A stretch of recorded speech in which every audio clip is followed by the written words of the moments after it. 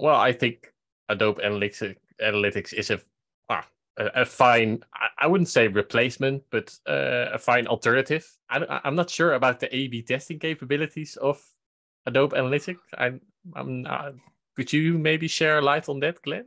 No, but I'll speak in general about having a non-Google product. And I don't want to, sound like I'm an apologist for Google here.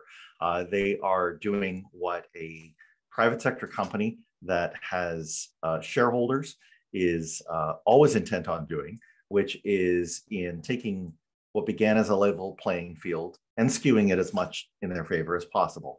So what I mean by that is, if we look at the traffic portion of a website and the experiments that you can run on that, no problem with taking the tracking of that information and putting it in an Adobe.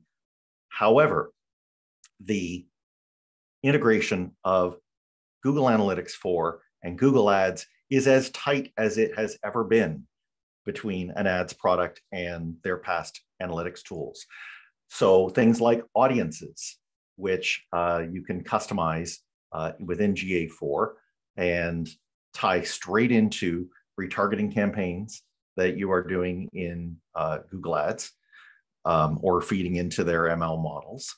These are something that you will probably need to keep even a token instance of GA4 on your website, even if Adobe is the platform of choice for tracking.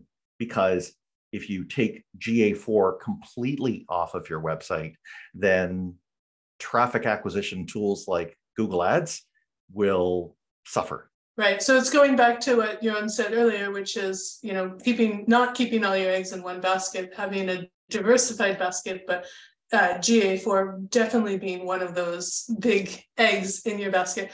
Just in my experience, I've had a little bit of exposure to Adobe through Guess the Test and in meeting with people who work at Adobe. It's a very good platform for personalization. It's very advanced in terms of personalization, and it does have integrated analytics and testing capabilities through the Adobe Experience Manager, but it's geared for enterprise. So if you're looking for a more affordable solution, you might want to consider something like Convert or something where it's just more open and accessible for the average experimenter, because Adobe really targets those big enterprises that really can pay for the product.